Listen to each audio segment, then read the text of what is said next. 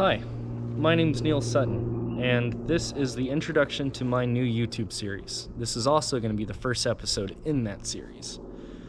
So, what you can expect from my channel is a lot of landscapes that I see, people I meet, and things I do for work or meals I have, and just stuff that happens along the road. Whether it be just kind of weird, odd, interesting, Trump suck my shit, or in some cases inherently dark. But the coolest thing about traveling alone is meeting someone really interesting or some place really captivating that just pulls all of your attention to it. In this series, you'll be seeing all that I can share, and I do hope you enjoy it as much as I have. My story begins in Fort Collins, Colorado on November 31st of 2020. On my way south, I had the Rocky Mountains to my right and grasslands to my left. I managed to break my phone screen on the first day while I was trying to figure out how I was to film the trip.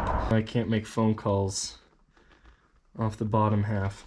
But I was able to make it to New Mexico and Questa, where I was able to find lodging and hot tamales for New Year's Eve dinner. The second day, I spent most of my time meandering in the Sangre de Cristo mountain range, the Blood of Christ Mountains of New Mexico. If you're ever up there, I hope you enjoy the scenery as much as I have. The mountains and the rock formations are just as impressive as the Spanish and Native American influence on the culture, art, and architecture. This is a hole, which is also part of a mine. Oh, called the Cortez Mine. All right, time to go find someplace to camp before it freezes. That night, I set up a lake camp in Madrid, New Mexico, where I enjoyed some chicken gumbo under the stars and had some realizations about my new hobby. Bon appetit. Le chunky gumbos. Chicken gumbo. This is either going to be an experiment on heating a tent with stones or a video that will go viral of a young boy who calls himself a boy, who's actually 20 years old and is basically a fucking man-child. A man-child burns down a tent.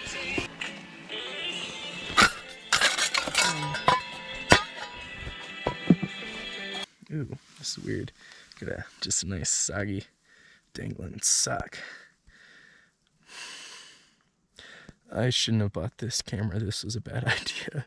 I shouldn't have the right to record or contribute my version of art to the world. Good night. The third day, I made a fast pace towards El Paso. Being able to see the silver lining where the mountains stop and the desert begins makes you appreciate the mountains just a little bit more. The desert, there's not much going on in there. I went to El Paso where I spent the night with some friends from high school, and I had a hot shower and good food and good company too, which set me up well for the next day. The fourth day, I left from El Paso and headed south towards Big Bend. Even though a desert is a desolate place, there was a difference from the Texas desert to the New Mexican stretch. It was nice to see pecan orchards on my way south, and cooler still to think that the horizon I was looking at was a different country, Mexico in this case. I wasn't able to go to Big Bend like I planned, as the area had received 13 inches of snow 2 days prior to my arrival in the area.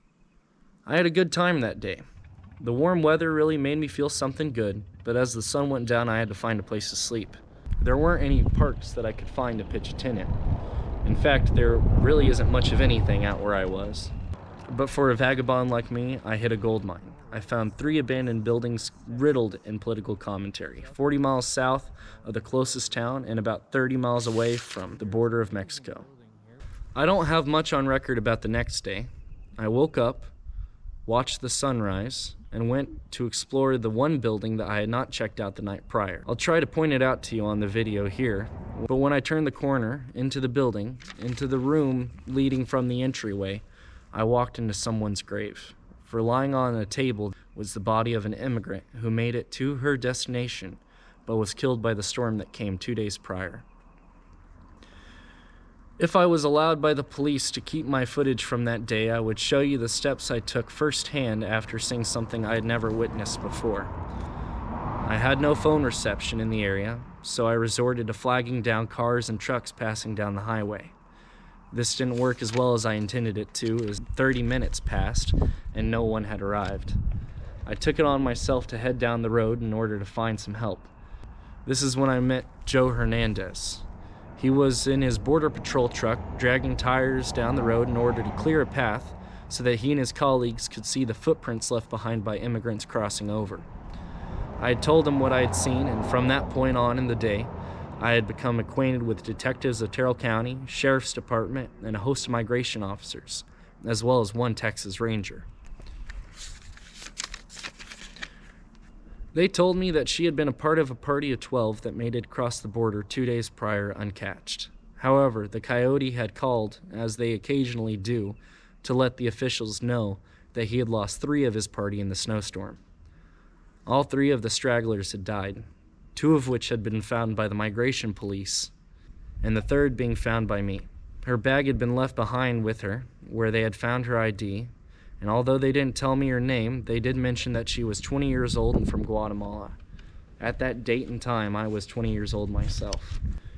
Now, I don't know much about Guatemala, but from what Google tells me, it's about 1,505 miles away from the U.S. border, just as the crow flies.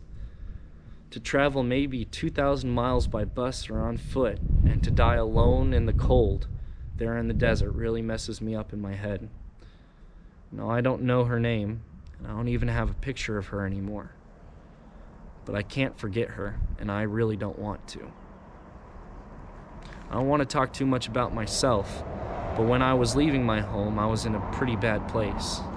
And if I was going to be depressed around my friends and family, I might as well just be miserable and cold on the road and see some interesting stuff on the way. Sir. Oh, shoot.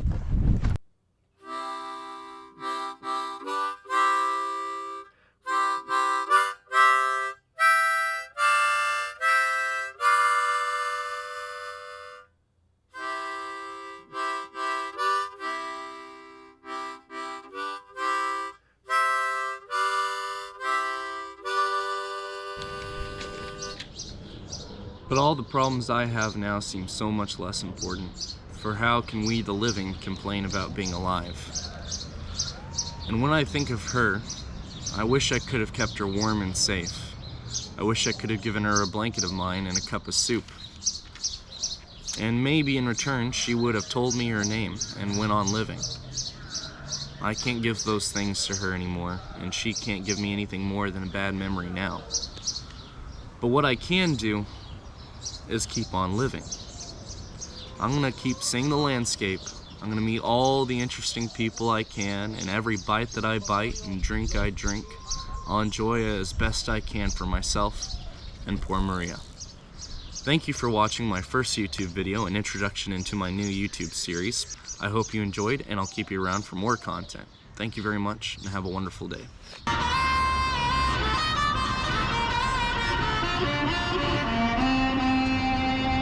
That's the resolution note. Yeah. It tells you to go back to the 1.